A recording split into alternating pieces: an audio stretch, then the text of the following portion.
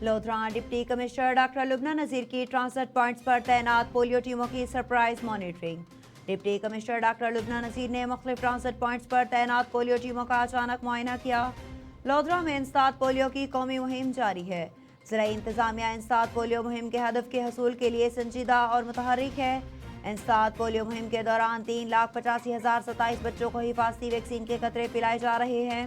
تحصیل لودھرا کے 1,69,046 بچوں کو پولیو سے بچاؤ کی ویکسین پلائی جا رہی ہے۔ تحصیل کہروڑ پکا کے 1,11,492 بچوں کو پولیو سے بچاؤ کی حفاظتی ویکسین پلائی جا رہی ہے۔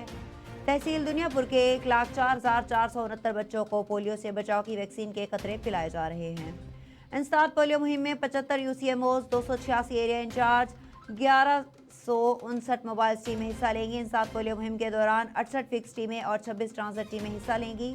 والدین اپنے بچوں کو عمر بھر کی معذوری سے بچائیں۔ والدین پولیو ویکسین کے حفاظتی قطرے پلانے والی ٹیموں سے تعاون کریں۔ انسداد پولیو کی خصوصی مہم 7 فروری کو اختتام پذیر ہوگی۔